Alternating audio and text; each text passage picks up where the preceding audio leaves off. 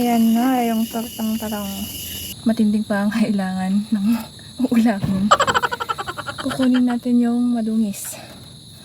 Ito at ito.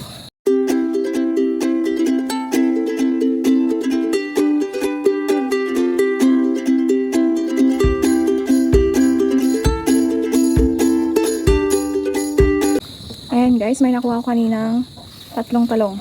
Medyo maputik pa. Pakuha ko lang kanina kasi kumuha ko ng pagkain ng mga rabbits dun sa garden kanina. At pupuntahan naman natin yung sahog nito kasi magtutorta tayo. Ayan, dito tayo sa pagkukuha na natin ng sahog ng torta natin. Yan, may mga talong din dyan. At meron tayong dalang pagkain ng mga manok. Sasabay na natin. Yan, pinagkahalo-halong darak, kanin, tapos mais, yung pino. Sasabay na natin papakainin yung mga manok. Para minsan na lang yung papunta natin dito.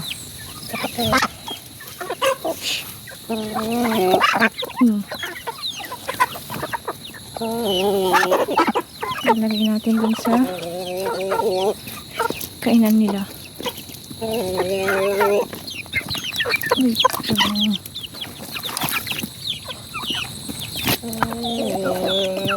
Yung 45 days. Yung vehicles, pinakawalan na namin.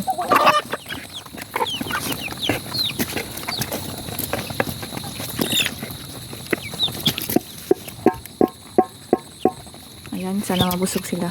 Hindi ko masyadong hinawakan para goods yung paghawak natin dun sa itlog.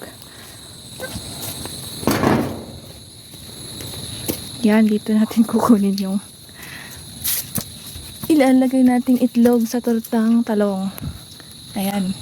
Ay, 5 na pala. Kung tinignan ko to, 3 lang. Baka 2 yung nangingitlog dito. Ayan, sorry sa mga manok natin. Matinding pa ang kailangan ng ulamin. Kukunin natin yung madungis. Ito at ito. Kasya na yung 2 para dun sa 3 talong. Iwan natin yan para dyan pa rin sila mangitlog. Ayan, di ba? Kung may manok ka, may tanim kang talong.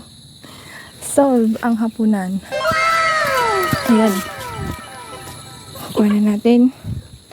Ayan. Yan na lang yung manok ko dito. At paparamihin na lang ulit. Noon madami akong alaga dito. Yung itong range net hanggang dun sa dulo na yon dito. Peking duck at saka Rhode Island na manok. Pero ngayon yan na lang. Kasi wala na tayong budget pampakain. Nung dinispose ko yung mga manok, dun yung time na yon, dun na masyadong mahal na yung pakain. Kaya binitawan ko na yung mga alaga ko. Yan. At yung iba, yung mga native na pang-ulam, inulam na lang namin. Oh, yan, di ba guys? So, ang ulam natin mamayang gabi.